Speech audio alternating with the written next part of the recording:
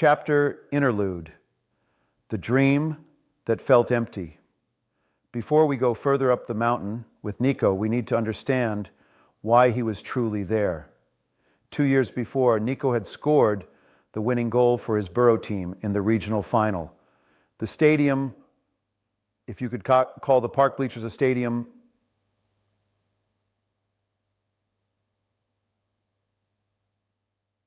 erupted. His teammates mobbed him. His grandmother was crying in the stands. His coach lifted him off his feet. It was the moment Nico had replayed in his head 1,000 times, the moment that was supposed to feel like everything. He had practiced it, in a way, in his grandmother's kitchen while she made arroz con pollo. He had narrated the goal out loud in a whisper. Reyes cuts inside. He shoots. He scores. Nico Reyes of Queens, New York has done it. And now here it was, the real thing. He stood in the middle of the pitch with his arms wide, the crowd around him, and waited for the wave of joy he had promised himself.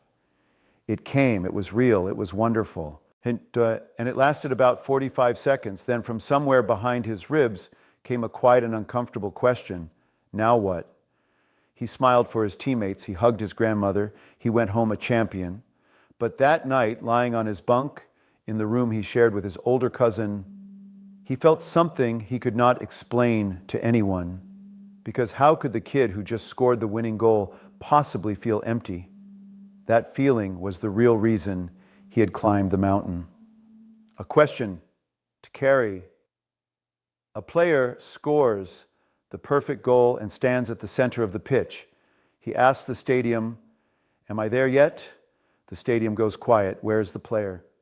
Sarah and the perfect jar.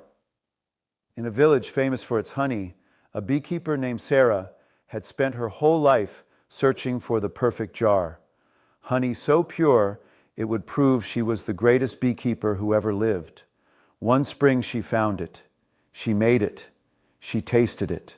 It was perfect. And then silence, a terrible, hollow silence.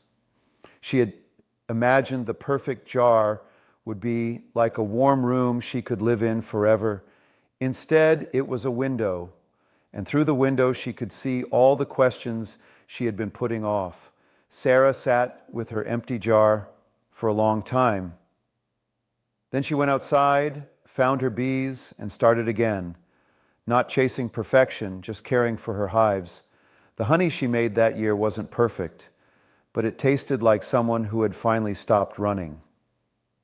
Have you ever worked incredibly hard for something, or a win, a grade, a goal, and when it happened, it felt smaller than you imagined? What did that feel like? The lesson. Getting the thing we want most is often the moment our real journey begins. The big win, the dream come true, these are not the end of the story. They are the door to the real one.